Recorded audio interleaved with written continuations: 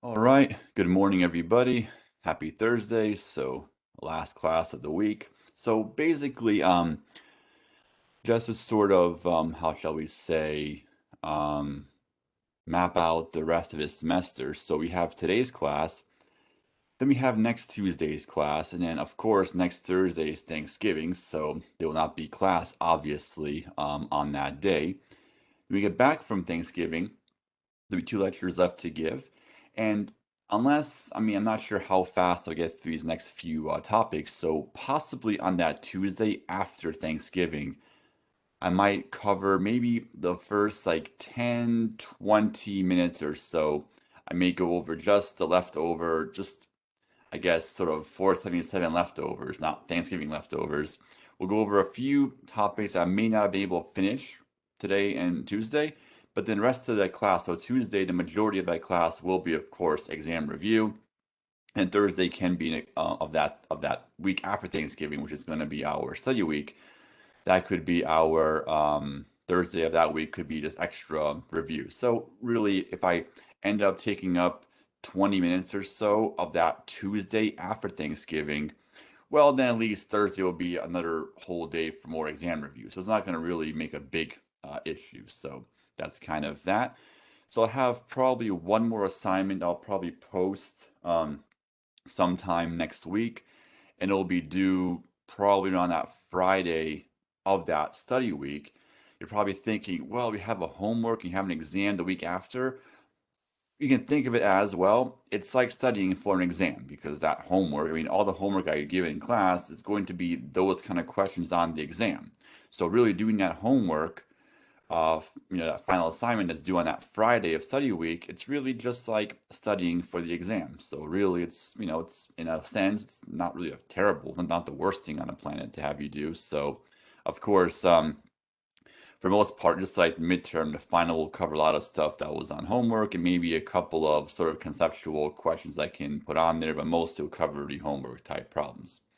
Okay, so I guess now we're going to change gears, and we went over greedy algorithms a bit last week. So we covered that Huffman coding, Dijkstra's algorithm, and Kruskal's algorithm. Now we're going to cover our last kind of algorithm paradigm, which will be dynamic programming. Let's go ahead and be in a screen share. Let's go ahead and start this thing. Okay, move some stuff around. Okay, this is for my earlier class today. Let's see, for 77. Okay, perfect.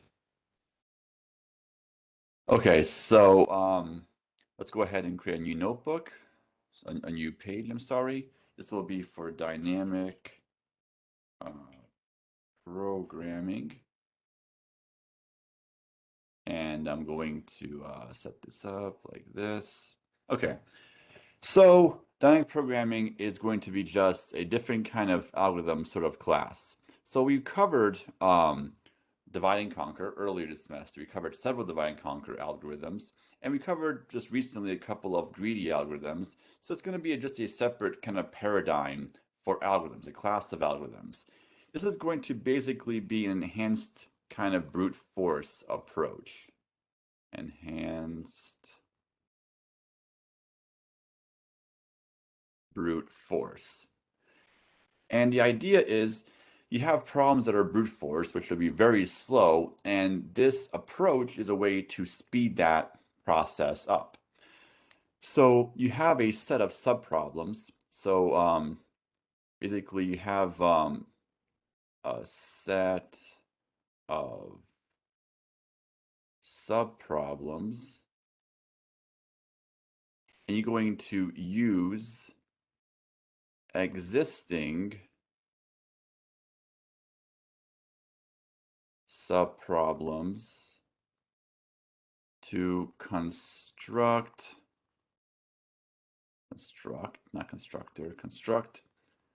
larger subproblems. And for the most part, it's built bottom up. So you have these initial subproblems at the very beginning, and then from that, you're going to build up to create larger subproblems. And of course, the final mega subproblem is going to be your solution. That's basically how we do this. So I guess I'm not going to write this down, just talk about this. So for example, we have the Fibonacci sequence, a very easy beginning for this. So of course, you may have learned this from way back in CS202. There is a recursive function that can compute the Fibonacci series. And if you draw out the recursive function calls, it creates a lot of function calls. And often, it's going to recompute an existing value. So for example, I'll just kind of draw this out very quickly. I'm going to erase it afterwards. I don't want to really have this on the notes, but just put it here for right now. So fib5, we have to recursively compute fib4. I'm going to say this is 5, not 3. And this is going to be fib like this. And we see here we're going to have fib3 and fib2 and so forth. So we have this recursive approach. And notice that we're going to recompute fib3 again, which is, well, this is kind of redundant because we already did it once. So why do we have to do this all over again? So a recursive approach is going to often be able to expand every possible sort of scenario, all permutations, all combinations. But the problem is that it's relatively slow. You have to recompute things again and again. So what we're doing with dynamic programming is the whole idea of this paradigm is we're going to save previous results to avoid recomputing. Yeah, I guess that was kind of really a weird way to end that sentence, but instead of recomputing, we're going to store previous results. So the Fibonacci series, instead of constantly recompute, we just sort of, let's say, for example, the first two numbers in the series will just be 1 and 1, and we store 1 and 1 into some variable, and we're going to compute the next one, which will be 2. And then, of course, we just constantly store the previous ones. So 1 and 2, it's going to create 3. So what we can do instead, to make this be a nice linear runtime or linear-ish runtime, is we just basically store the last two numbers in the series, and we're going to build off of that to add our next two. So or add the previous two to create our next one, and we store that so we don't have to constantly compute. We already know the last two Fibonacci numbers, so we can use the last two numbers to compute the current one and so forth. So the first example I'm going to cover, the very basic one, will be a knapsack problem. Let's go over the knapsack problem. You might have maybe learned this in automata theory, or you're going to probably learn this in automata theory. But in that class, you're going to focus on understanding why it's an NP-complete problem and go into reductions with this. But we'll go over the dynamic programming approach to this knapsack problem. So basically, this problem is as follows. You're given a set of items with their weight. Let's see, I see a question popped up here.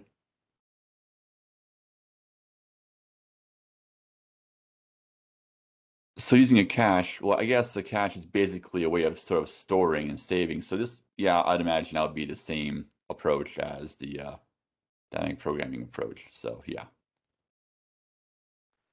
So given a set of items and then along with their weight, you want to basically find a set of items whose combined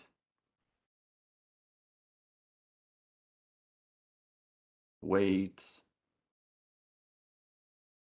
equals a capacity amount, which capacity So the capacity C is also given. So it's actually going to be, this is actually known as the 0-1 knapsack problem, which really means that, I'll make the underline longer. It really means that you don't really want to know what the actual solution is. You want to just know, does there exist a solution for, given this set of elements, as items, and given a C capacity, is there a solution? Is there a result here? So let's go ahead and do an example of the knapsack problem. So let's say we're given the following set of items. So we're going to be given, so I guess it's going to be actually n items. So this will be n. So anyway, I'm going to use, I guess, A1 will be, let's say, 7. I'll have 4 items. A2 is going to be 3. A3 is going to be, yeah, I should make it 5 instead. 5, 3. A3 is going to be 2. And A4 is going to be 6. Okay. And in this case, our capacity is going to be, let's say, 11. So the question is there a way we can actually take these 4 items? Is there a set or a subset where we can add these up to get 11? So of course, if we go ahead and take 6 plus 2, 8, and 8 plus 3, 11, there is an actual solution. But of course, you have to write the code or think of the algorithm that can solve this. So of course, I mean, what we could do, in one sort of approach using recursion, we can construct every possible set. So we can go ahead and just have, maybe we can try just each element by itself. So 5, 3, 2, and then of course 6. We can also try 5, 3, 5, 2, 5, 6. Actually, oh, never mind. 5, 6 actually works. There's 2 ways you can do this, actually. Okay, fine. Well, there's more than one possible way. So, okay, sure. So, yeah, okay, that's fine. That way works. So there's more than one solution in this example. So I'm trying to think of a way that's, try to think of some answer that's, how about I'm going to choose maybe, let's see.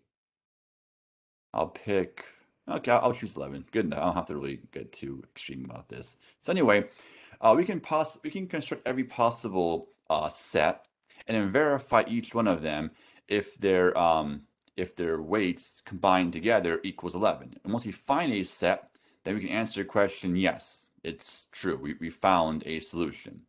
So essentially, if you do this approach, the problem is that, well, there's many possible subsets of these 4. In fact, it's 2 to the 4 minus 1 possible sets we're going to have, basically. So the power series, I believe, is the term that's going to give us all of the, or power set, whatever. I think it's 2 to the power, however many elements we have in our set, minus 1, because we didn't want to include the empty set. Is that power set? I think it's what it's called. Yeah, power set. So that's going to be exponential runtime because there's many different of these. So this way will work, but we can have a slightly improved version of Knapsack. So we're going to now approach this using dynamic programming. So the first thing we'll do is I'm going to create a table. So typically for dynamic programming, often you're going to have some kind of an array or a table that's going to be used to store previous results. So I'm going to create a table. And it'll be 4 rows. And we're going to have a lot of columns. So yeah. Or hold on, I think we need to have 5 rows just because. Okay, so we're going to have actually 12 columns in this. I'm going to, I guess I'll have to draw this up like this. So 1, 2, 3, 4, 5, 6, 7, 8, 10, 11. Hold on. So 1, 2, 3, 4, 5, 6, 7, 8, 9, 10, 11, 12. So I'll put it a little bit more like that. So I'm going to label these.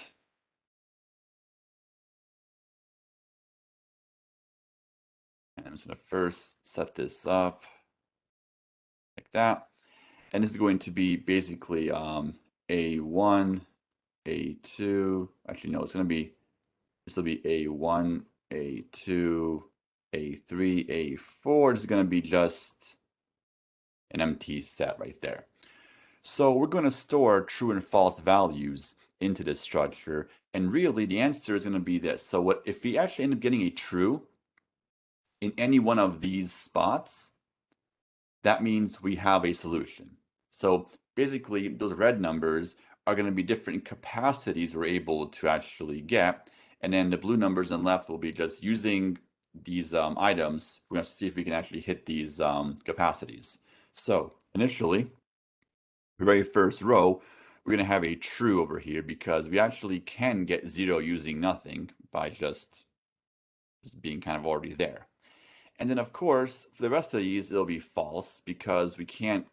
So this these top numbers right there are going to be possible weight amounts.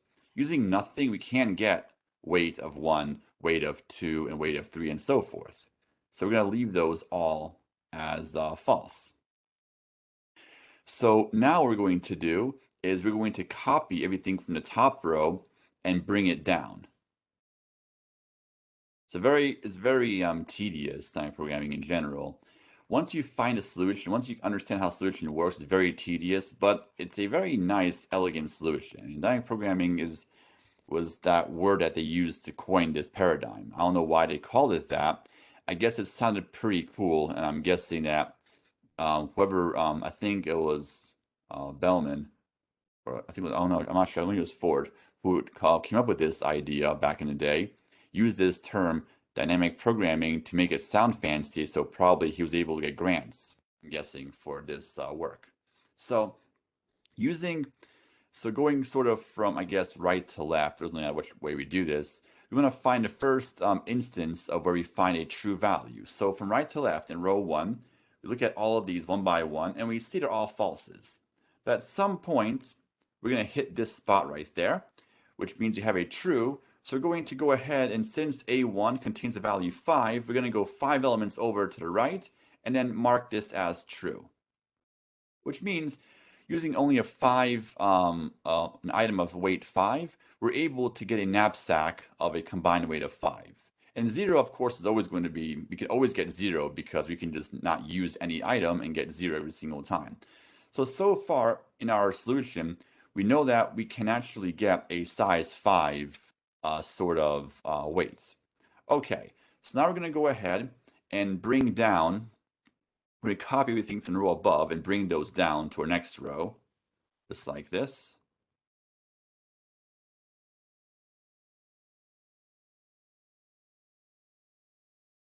So we just bring down everything down to this new row. And now, so right now we have the results of using only that 5 weight item.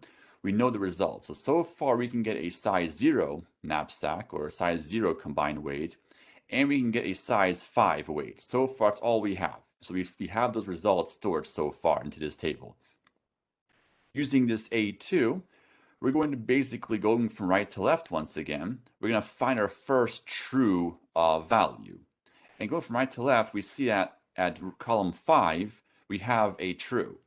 So what we're going to do is we're going to take this 5 and add 3 elements over to the right, and we're going to put a true right there. Which means that using 5, a size 3 and a size 5 weight, we can actually get a size 8 knapsack. And then going further to the left, we see a size 0 right here at the very end. So we see this. So we're going to go 3 elements over to the right and mark this one also as true. Which means that for this row 2, this stores all the results we can get using A1 and A2 size item. which means using an A1, A2 size item, we can get a size 0, of course. We can get a size 3, a size 5, and a size 8 knapsack, basically, is what we're trying to say. So that those are all going to be possible. So now what we're going to do is we're going to go down one row, and we're going to copy everything from the previous row, and then continue this process. So this basically stores all of our previous results. That's all we're doing. We're just bringing this down because we want to have our previous results stored, and we're going to build off of this to create possibly new results.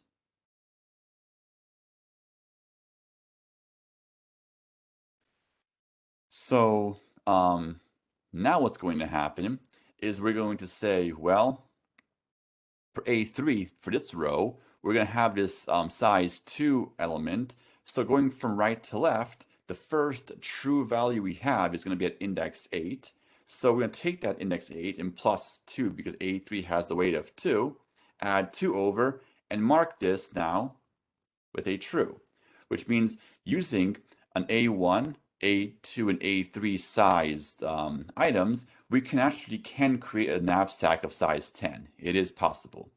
So going from further to the left, we see a 5 is true. So we add 2 over to 5 to go to index, so column 7, and you put a true right there, which means that using a 5, 3, and 2, we can create a set that's going to contain 7 size. So I guess we only use a 5 and a 2, not a 3, but using any combination of 5, 3, and 2, or not using some of these elements, we can get a size 7 knapsack. Then going further to the left, we see a 3 is the first true after 5. We add 2 to it, and we already have a true there, but I guess we'll reassign true to be true, because why not? And then, of course, as we go further to the left, at column 0, we add 2 to that, go to column 2, and mark that as true. So using A1, A2, and A3 sized items in that row A3, wherever we see a true, that means, so we can get a knapsack of size 0, of size 2, 3, 5, 7, 8, and 10 are all possible. So we can do all of those basically. So now what we're going to do is now we're going to incorporate our new sort of item. So we're going to bring down everything from the previous row. I'm going to go ahead and just copy these over. Now we're going to try to update this. So we haven't gotten our solution yet, but we're hopefully going to get there. So if column 11 contains a true, that means we have our solution. But so far, column 11 is not true thus far, so that means we haven't found a solution yet. But maybe this last row will give us our solution. So going from right to left, so column 10 has a true, plus 6, well, it goes beyond 11, so we're going to discard that. Then from right to left, our next true will be 8. Column 8 will be our next one. We add 6 to that. It goes beyond our table, so okay, forget that. And then going from column 7 now, as the next true value, we add 6 to that, it goes beyond again, so that's not going to help us. Then going to column 5, we have a true over there. So if we go ahead and we add 6 to that, it's going to go 6 spots over to the right, which is going to put a true into column 11, which means that we do in fact have a solution. And then after that, we're going to go further to the left, and we see for 3 we have a true. Add 6 over to put true over here as well, I guess, sure.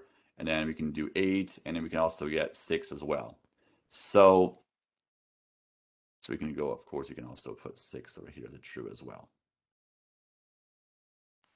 So that's going to be our solution, basically.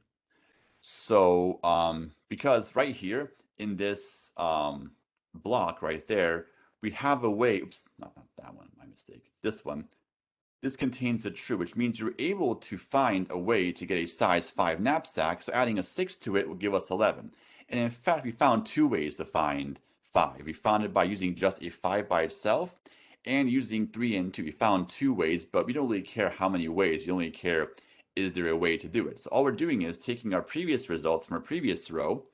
We found all the ways to get those sizes, and we're going to add this new value to our existing values. So right here, this set includes, this has all the ways to get 5, which there is a way to do it. We add a 6 to it, and we get 11. So right here, the fact that we have column 11 contains true, that means yes, there is a way to get a knapsack of size 11. Now, of course, you could store, if you have another table, of course, to store the actual results or store these, how should I say, predecessors ways to be able to actually store the actual results. So what we can do is we can store into each of these elements what sort of item we use to create that as well. But I guess for typical knapsack, all we really care about is there is a solution or not.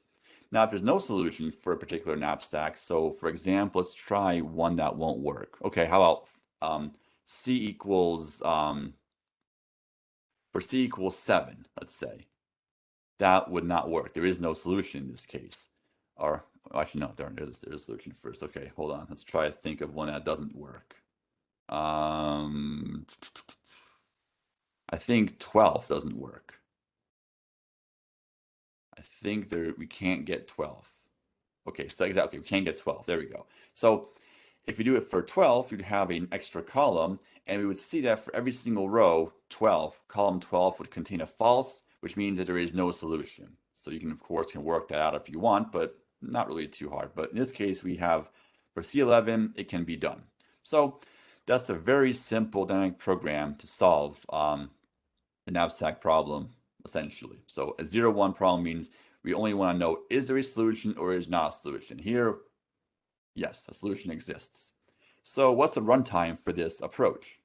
So if we use the true brute force way, not using this dynamic program, but using sort of every possible set, it's clearly going to be O to the 2n. O up. So, I mean, the true brute force approach is going to be exponential. This approach, however, this is known as a pseudo polynomial algorithm. As in, this approach is also going to be exponential as well. But it's, let me try to explain this in words. Let me try to say it first. I'll write some stuff down in a second. Okay, so if the input to this program is given to us like this, we're given an empty table. We have 5 rows and 12 columns like that. If we're given this input like this, but everything is kind of initially empty, then the runtime is going to be polynomial. As in, it's going, let's say we have n sort of items, and we have m number of columns in our table, it would be O of n m. But the problem is for knapsack problem is that we're not given a table. We're given these 4 items, any number in either binary or in some type of base representation of this number. And we have to expand this table based on that number. So the problem is that looking at, let's say, C, it contains 2 digits, 1 and 1. And we're going to have 11 plus 1 column table. Every time we add 1 digit to this number C, our table grows 10 times more every single time, which means that the actual size of the number is not really, it's sort of not a polynomial difference with the actual representation of our number, because we have 2 digits and size 10. If let's say we had 4 digits, so our input size would be 1, 2, 3, 4, we're going to have 1,000 columns, or at least 1,000. So it's not polynomially related. So I'll write some notes down over here. So if a table of size n by sort of the size of C is given, then the run time is O of n. And I guess I'll go ahead and I'll just write it like this.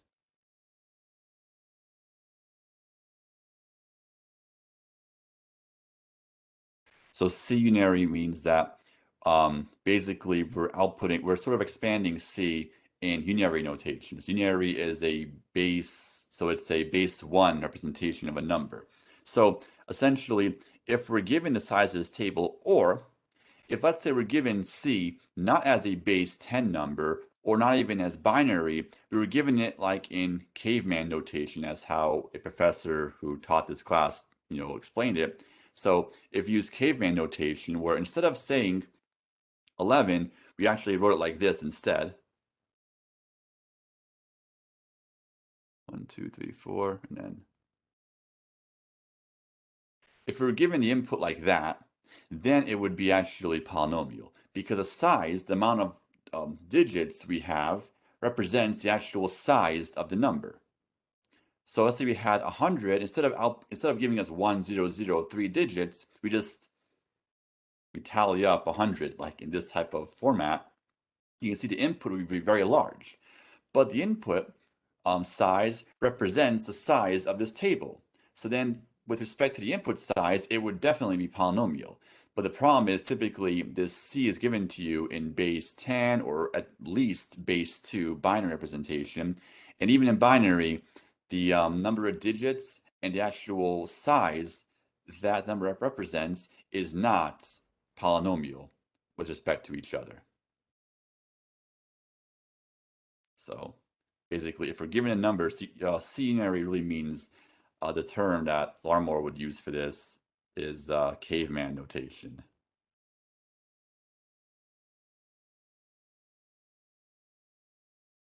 So basically, just every time, I don't know, every time, a caveman kills a saber-toothed tiger, it marks one, like it's one less. I don't know. I liked how he used that term, caveman notation. I thought it was funny. I thought it was funny at least. So anyway, then it works out to be polynomial. But since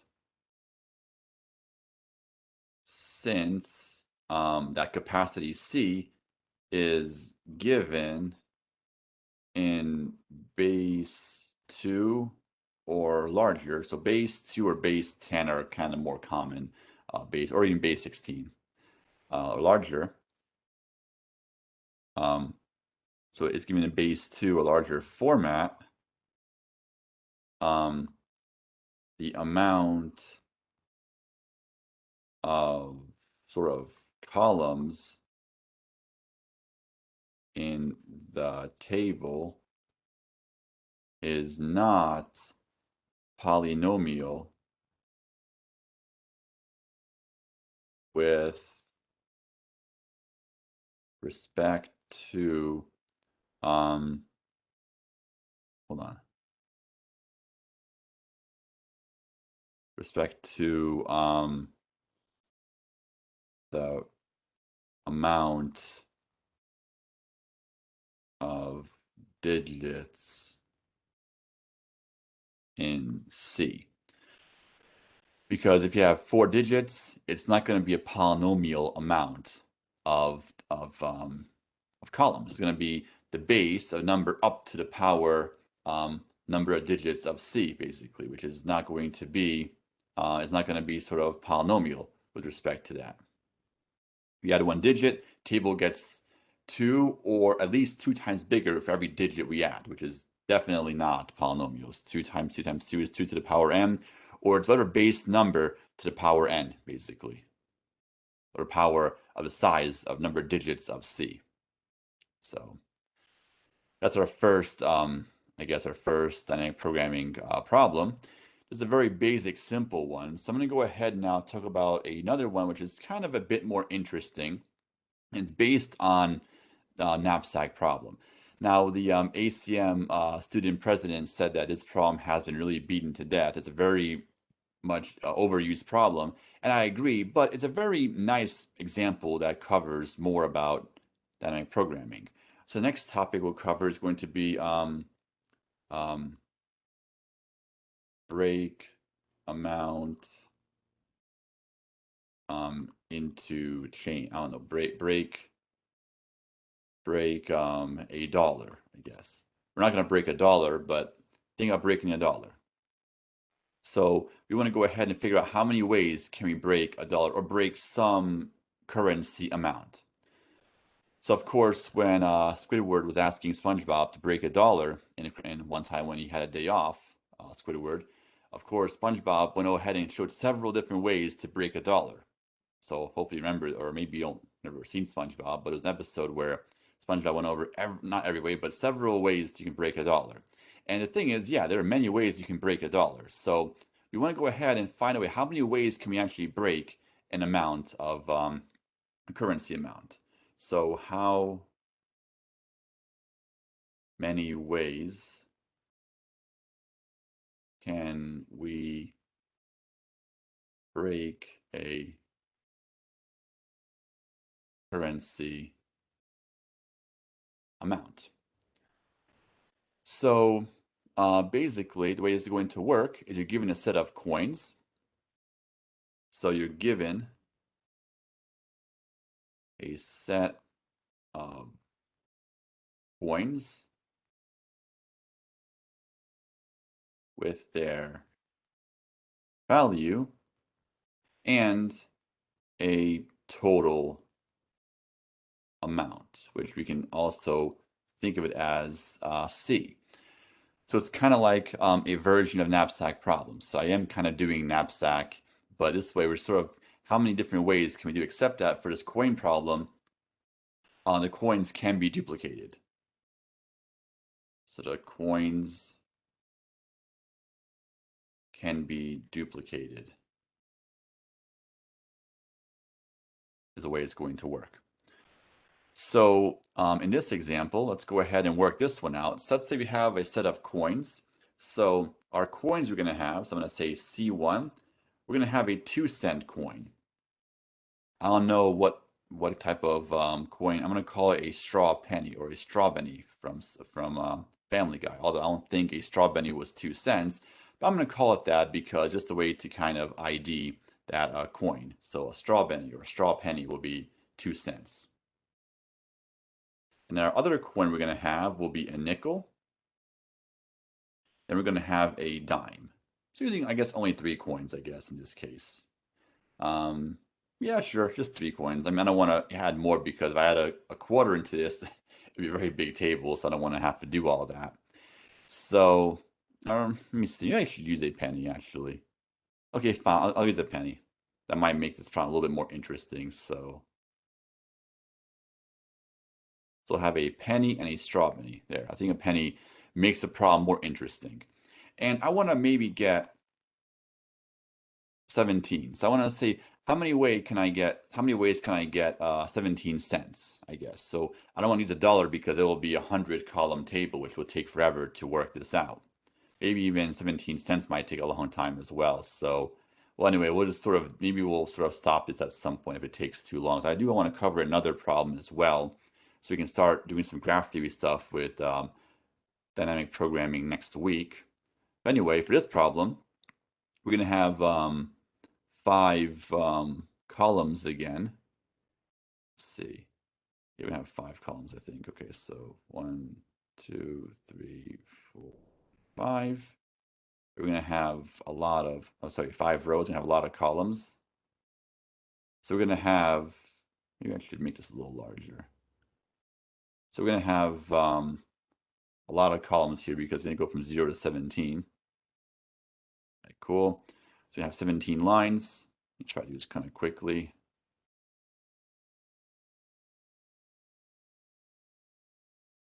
Hmm.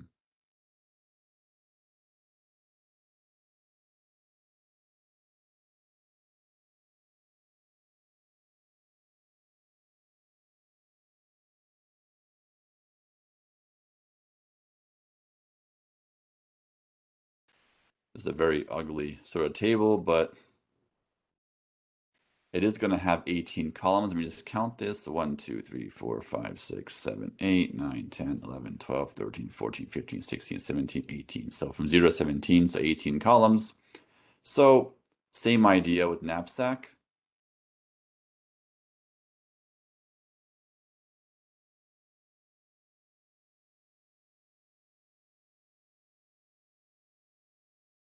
Like that.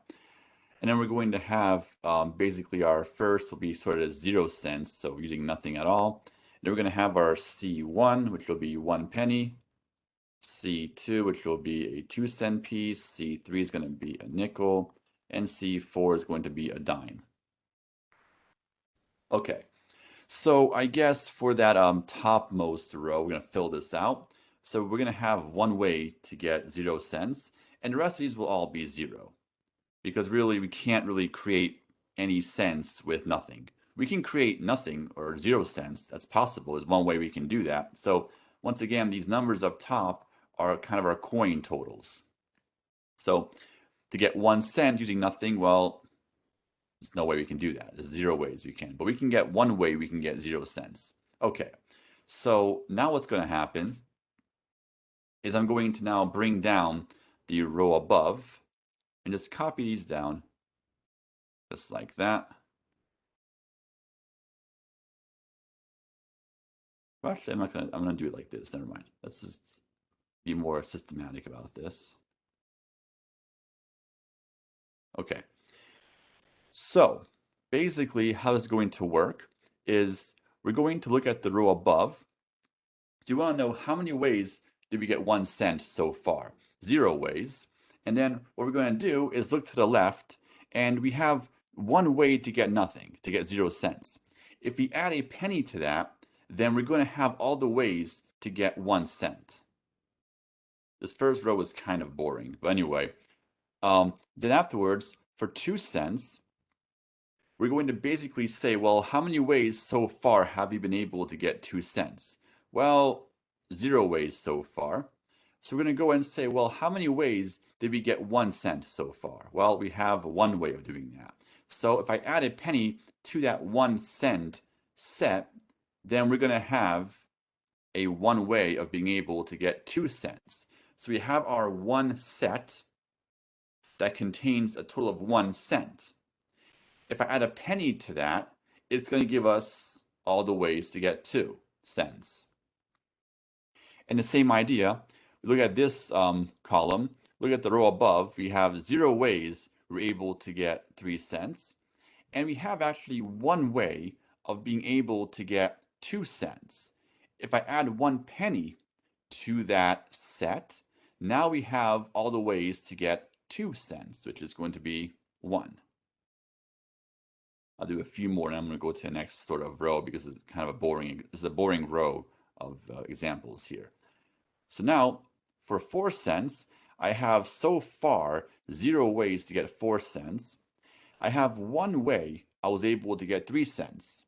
If I add 1 penny to that set that contains 3 cents, I now have 4 cents. So I'm going to add that to our existing amount, which is going to be 1. So we can see here, this is going to be kind of boring. There's one way we can get all of these because we can just use 12 pennies, 13 pennies, 14 pennies. So not interesting. But there are one way we can do each of these because we can get 9 cents using just 9 pennies. That's actually one kind of, using only one combination of coins. Okay, so now we're going to go to the next sort of row. And for the 2 cent row, well, we can't really make 1 or 0, so we're going to go ahead and just copy these over because really we can't really make 0, or we can make sort of 0 cents and 1 cent by not using a 2 cent or a straw penny piece. So we'll keep it like this. Okay, so now is where things get interesting. So basically, this row above tells us how many ways so far I've been able to get 2 cents. And so far, I've been able to do it one way. I guess using only pennies so far. And then I want to go ahead and add to this. So I actually have I have one way of getting 0 cents by having an empty set. if I add a strawberry to that, then I'm going to have a set that contains 2 cents. So I take what I've done. So the row above, that blue number, right, that blue underline, tells me all the ways I've been able to get 2 cents so far. And this red right here is all the ways I can get 0 plus a 2-cent piece. So now when I add those two up, I have 2 ways of getting 2 cents. Moving along. This number above, that tells me all the ways so far I've been able to get 3 cents so far. So I have at least one. So I'm going to go ahead and make copy this down, or have a 1, but we have 1 way so far. And then I have 1 way to get 1 cent. If I add a 2-cent piece to that 1 cent set, I introduce another set that contains a total of 3 cents. So I have all the ways so far I was able to get 3 cents, plus the new way. So we have 2 ways we can do this. Because the number here, this red number, is really just all the ways I was able to get 1 cent. If I add a 2-cent piece to that, now I'm going to have all the ways to get 3 cents. And then plus, I have 1 way I've done so far. I add those up. So now using a 1 cent and a 2-cent piece, I have 2 ways I can get 3 cents. Moving along. So here for 4 cents, well, so far, I've been able to get 4 cents 1 way thus far. So I have that 1 way. And right now, I also, so far, I have 2 ways I'm able to get 2 cents. There's 2 different combinations I have so far. I don't know what they actually are, but I know I have 2. I remembered it. I have 2 ways. I computed this earlier. So there's 2 ways I can get 2 cents. If I add a 2-cent piece to those 2 sets, that's going to be 2 new ways to get 4 cents. So in that column 2, right there, so this red number, a red underline number, that's 2 ways to get 2 cents. There's 2 different sets I have. If I add a 2-cent piece to each of those sets, I have now 2 ways to get 4 cents. So I have those 2 ways, plus I've done 1 already. I have now 3 ways I can get 4 cents. So all we're doing basically is a very simple program. We're just going up to the row above, and since for C2 has a value of 2, we go 2 elements over to the left, and we add them up to get 3. So it's a very simple program, but hopefully understand why we're doing this. Because all we're doing is the row above has the number of ways done it so far. If you go 2 elements, or in this case, 2 elements over, we have how many ways we're able to get that coin amount, and we add this new coin to those 2 sets, or to those X number of sets. Let me go ahead and sort of fill this part out just to kind of move things along here. And then we'll go ahead and we'll go into our next row to make things more interesting. But anyway, this will just be 4. This is 4. This will be 5. 5. I think it's just going to be 6, 6, 7, 7, 8, 8, 9, 9. Yes, and it's by 2 because C2 contains the value 2. Exactly, that's the reason why. So we'll do a next row to make things a bit more interesting actually as well. So far, we have 9 ways we're able to get 17 cents using just only pennies and straw pennies, or that 2-cent coin, straw penny. So anyway, now we're going to introduce the nickel to this collection.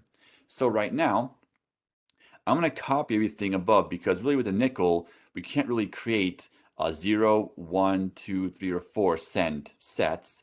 So I'm going to go ahead and just copy these down because really, what can we do? Nothing we can do there. That's it. Okay, so now looking at for 5 cents. So far, we have 3 ways we've done so far that we're able to get 5 cents. We stored this into this table, so we don't know the actual, although we could sort of store the actual set, but right now we just know we found 3 ways. We remembered from before that we had 3 ways of being able to get 5 cents. So each of these cells in this matrix is just a subproblem. This means that this right there says that we found 3 ways to get 5 cents. Okay, so how many ways can we get 0 cents? Well, there's one way. So if I add a nickel to that empty set, that's going to be a new way to get 5 cents. So I take that new set, which is going to contain 1 nickel, plus there's 3 ways I was able to previously get 5 cents. That'll be 4. Let's go to the next element. So 6 cents. So far, I found 4 ways to get 6 cents previously. So using only only pennies and straw pennies, I found 4 ways to get 6 cents. So now, the first thing is, how many ways can I have 1 cent? There's one way I've been able to do that.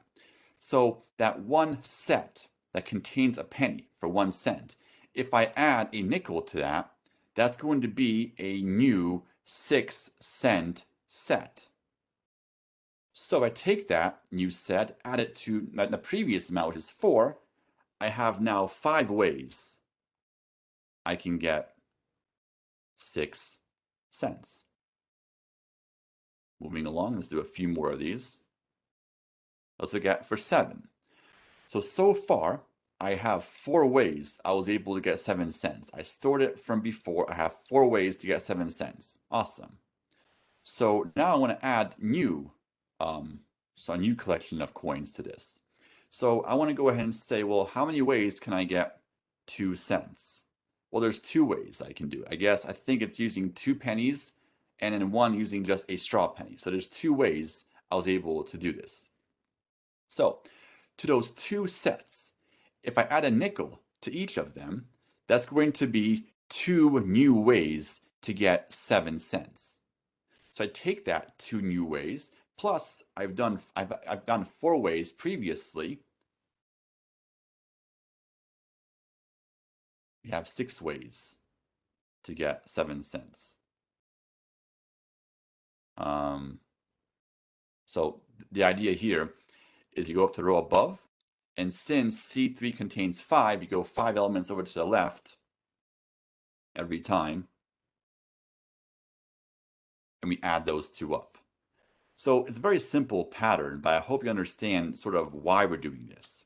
Because all we're doing is the row above will tell us the amount of ways so far we could do this. And then if you go 5 elements over to the left, in this case, so over here, for 9, we have 3 ways to get 4 cents. If I add a nickel to each of those, that's going to be 3 new ways to get 9 cents. Because we have 3 ways to get 4 cents. We add a nickel to each of those sets. That's 3 ways now to get 9. And we add it to our previous amount that we've done so far, which is 8. So I can fill the rest of this out as well. So we're going to have 14 over here. Then we're going to have 17. Then we're going to have, wait, hold on. Did I make a mistake here? I might have made a mistake. Hold on, this doesn't look right. Let me just take a look for a second. So we have 11 ways. This will give us, no. What am I doing? So you have 5. So those are going to give us 10 ways. Sorry, 10 ways. Then we're going to have 6. We have 11 ways over here. Then we're going to have 13 ways. Okay, I think this is correct. Then we're going to have 14 ways. Then we're going to have 16 ways, I believe. Then we're going to have 18 ways. Then we're going to have 20 ways. And then, of course, 22 ways at the very end. So now let's go ahead and do the last row. So in this case, well, we're going to go ahead and copy everything from the previous row because, well, with a dime, we can't really do anything. We can't create a 0 cent or a 1 cent piece. We just simply copy everything down from the previous row. Oops. The previous row, bring it down like that. And now for the 10 cents, well, we've done so far 10 ways to get 10 cents. and we have 1 way to get one way to get 0 cents. So that 1 way to get 0 cents, if I add a dime to that, that's going to be a new way to now get 10 cents. So I take our previous known way, we've done 10 ways so far, plus this new extra 1 set, we're going to get 11 ways to get 10 cents. And the same idea here for 11. We've so far done is 11 ways, and we have exactly 1 way to get 1 cent. So that 1 way to get 1 cent, if you add a dime to that, that's going to be a new way to get 11 cents. So you add those two up to get 12 over there. And then what's going to happen is we're going to now, looking at this some more, so let's look at for 12. We have 13 ways we've done it so far. And we have 2 ways to get 2 cents. So those 2 ways to get 2 cents, those 2 sets, if I add a dime to each of them, that's going to be 2 new ways to get 12 cents. So I'm going to add those 2 to our existing amount of ways, which is going to be now 15. That's the pattern. So I'll just fill this out, I guess, now. So we have 16, then we have 19, then we have 22, then we have 25, and then the very last we have 28. So this number right here at the end, this is going to be our answer. That's the amount of ways we can get 17 cents using a penny, a straw penny, a nickel, and a dime. So we stored our previous results, so we don't have to constantly recompute them, because these numbers we have here are all the known ways we were able to get that coin total using that coin on that row and the rows above. That was the known ways we had so far. So instead of recomputing them, we just take our result that we stored recently, or not recently, previously, we take that amount and we're going to add it to new amounts. So we're not recomputing. We compute at one time, we store it, and then later on we're going to have to reuse those to compute new ones, because every one of these, I mean, each number in this, I'm going to use pink just because pink is kind of a very bright color. Each number is just a subproblem. It's how many ways. Okay, so we have 8 ways. So, I mean, maybe I'll put over here actually a little further along the line like that. And I'll just maybe put this over here. Each of these is a partial solution. So that this one right here, this basically means we have 1 way to get 6 cents using just a penny. This right here, this one, is really just we have 10 ways to get 10 cents using pennies, straw pennies, and nickels. So each of these numbers is just going to be a partial solution. It's not the complete solution, but we use each partial solution to create new solutions. At the very end, that bottom right value, that's going to be our final solution. And the runtime for this is same as Knapsack. It's really just Knapsack Problem, similar. It's very similar to Knapsack, except we're storing how many ways, not just true or false, and the coin amounts can be duplicated. Whereas Knapsack is only one instance of each item for Knapsack. So anyway, that's that. So runtime is same as Knapsack. I'll just put that here. Runtime is going to be same as Knapsack. This is also a pseudo-polynomial problem, because once again, we're given n number of these coins, but the C value is not going to be in caveman notation. It's going to be in this base 10 notation. So the number of digits in C is not polynomial with respect to the actual size that this number C represents. So those were kind of 2 sort of basic dynamic programming problems. So I'm kind of a little bit behind on this, but I mean, in the worst case, I could just not cover Bellman-Ford algorithm in this class. So I guess we'll see how the next couple of days go. But anyway, let's go ahead and just go on to our next problem. So I have a little bit of time left, so I'll introduce this problem right now, and I'll do an example of this. I think I can probably cover this example next time, and I can probably cover Bellman-Ford as well next time. So I'll probably have enough time to cover both, and then That way, I'm hoping to have not so much stuff going on that Tuesday after Thanksgiving. Maybe just have like a 20 minutes of new material and then we can go into exam review. That's kind of my goal for right now. So let's go over our last problem and make a different page for this because it's kind of a big problem, I guess. What's this problem called actually? I think it's called the um, chain or matrix multiplication. I'm going to call it that. I'm not sure what the actual problem is called, but it's if you Google this, it's probably going to find it's going to give you an actual proper sort of info on this. So this problem is really just we're trying to find let me see here. I'm going to go ahead and just maybe just first bring this up.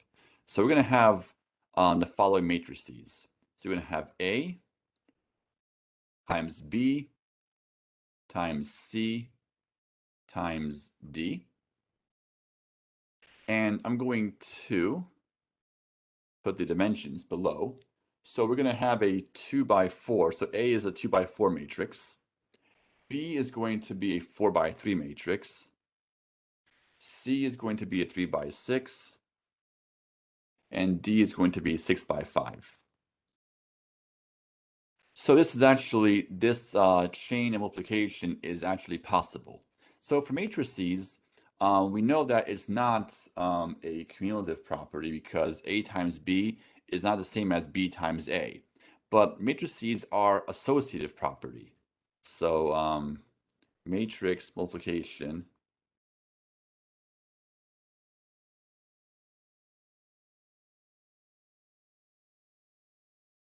is associative.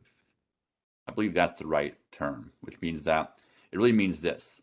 So for example, I could do A times B times C times D, or I could do A times B, multiply it by C times D, or I could even do A times B times C times D. No matter what order I do these, what arrangement I use, it will give us the final solution. It's going to be the same no matter what. So the question is, well, what order should we use? Should we first, for any matrix, so I'm going to use the example in class, but of course, should we do this approach or should we do this approach? Which one should we use actually? Should we first multiply A and B first and then C and D and then multiply that solution together? Or should we first do just B and C first and then multiply it by A and then multiply it by D? I guess I'll put it like this. Pronounce it like this. So should we do like this first, maybe B times C, and then that result multiply it by A, and then multiply that whole thing by D? The answer is it's not really clear. But we want to, of course, pick the one that's going to minimize our total amount of multiplications. So let's go ahead and just do an example here. And just to first verify that the order does actually make a difference. It's going to give us the same result, but it's not going to be the same number of multiplications. So suppose, what if I go ahead and do the following? I say A times B times C times D. Let's say if I do in this type of format. So I want to go ahead and count the amount of multiplications I'm going to actually do. So obviously we have a 2 by 4. So I'm going to go ahead and sort of bring this down over here. We have a 2 by 4 and then 4 by 3. So since these numbers right here are the same, this multiplication can actually be done. So the amount of multiplications to be done here is going to be 2 times 4 times 3. And you can sort of see that because we have 2 rows and 3 columns, so 2 times 3, and we're multiplying 4 numbers to each other. So it's 2 times 4 times 3. I could sort of draw it out, but I think you can kind of visualize it because we have this many rows by this many columns, and then we're multiplying 4 numbers each time. We have sort of these, hold on, so we have these 4 numbers. So you have, we have it like this. So each of these is going to be 4 numbers that multiplies to these. 4, 1, 2, 3, 4. So that's kind of justification for why that is the actual amount. And then over here, we're going to have, so C times we have 4 by 3 by 6. Oops, my mistake. I'm sorry. It's a 4 by 3. Oh, sorry. It's a 3 by 6 matrix for C, and a 6 by 5 for D. And then this is going to be exactly 3 times 6 times 5 multiplications. And then the result of multiplying A times B, the resulting matrix will be a 2 by 3 matrix at the very end. So we're going to have a 2 by 3 matrix at the end, and it's going to be a 3 by 5 matrix at the end. So again, you can just sort of, work this out on paper if you don't believe me, but if I multiply a 2 by 4 by 4 by 3, the result will be 2 by 3 matrix. If I multiply 3 by 6 by 6 by 5, it'll be 3 by 5. So then the resulting matrix, if I multiply this out, it'll be essentially 2 times 3 times 5. So these are going to be we're going to add these up. So first, the first multiplication, A times B, will give us this many. I'll box these, I'll underline these. And then C times D will give us that many multiplications. And the result of those two together will give us this third amount. So I worked this out earlier. This gives us 144. This is how many multiplications we're going to do if we apply this approach. So what if I do this instead? I do A times B times C, multiply it by D. Let's say if I do that approach. So same result is going to happen, but it's going to maybe be a different amount. So, okay, so let's try this one now. So B times C, so B is going to be a 4 by 3 matrix, and C is going to be 3 by 6. So we're going to get 4 by 3. Oops, I'll try to make it look a little nicer. 4 by 3 by 6. And that's going to be our first multiplication, how many we're going to have to do. And then the result is, well, A is going to be a 2 by 4 matrix. And this matrix, B times C, is now going to be a 4 by 6 matrix. But actually, we're first doing this multiplying by D first. Okay, my mistake. So this is going to be a 4 by 6 matrix. And D is going to be, of course, 6 by 5. So the multiplication amount is going to be 4 by 6 by 5. That's going to be our second multiplication, how many multiplications we're going to do. And the result of this, multiplying this BC matrix with D, is going to essentially be a 3 by, hold on, it's going to be, let me just double check this for a second. It's going to be a 4 by 6 matrix, yes, because we're going to first get a 4 by 6. So it'll be 4 by 5, sorry. It'll be a 4 by 5 matrix at the very end. By taking B times C and taking that, multiplying it by D, the result will be a 4 by 5 matrix because we first take B times C to get a 4 by 6. Then a 4 by 6 by 6 by 5 will be 4 by 5. And then A is a 2 by 4 matrix. So we're going to do 2 times 4 times 5 multiplications. So if we add up these 3 multiplications, we actually end up getting 232. So we see here, the order does make a difference. The results will be the same final product will happen, but the amount of multiplications is not the same. So obviously, doing this approach is better than this approach. I'm going to zoom out so you can see all of this. So the first one, this one was actually better. But then, is that the best possible way? Well, maybe not. We could try other, possible sort of ways of other matchings we can do. So we can maybe try A times B times C times D. Like we could try this even. I'm not going to do it right now, but we could, of course, do A times B times C times D. So we could first do this. We could do that even. Is that going to be better? Well, we have to verify it. Now, the problem is,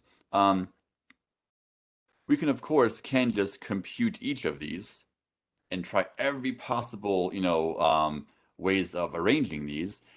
But if we do that, though, it's going to be exponentially many ways we can actually arrange these, which is going to make our runtime pretty bad. And I guess if we take automata theory, so this whole NP sort of nonsense, NP means that the problem takes a long time to compute. Well, I guess they go into NPs really as a polynomial time verifier, but the idea is that it takes a very long time to work these out. So we want to find an efficient way. So this is going to be, we're going to find a polynomial way, actually, to work this out using dynamic programming.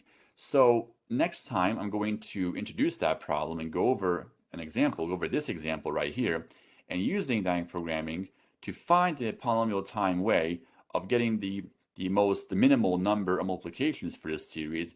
And I'll try to go over Bellman-Ford algorithm as well for graph theory, using dynamic programming as well. But that'll be for next week or next Tuesday. So for now, I guess that'll be it for today. So I guess take care, you guys. Stay safe. Thanks for watching. Have an awesome day. And I'll see you guys next week.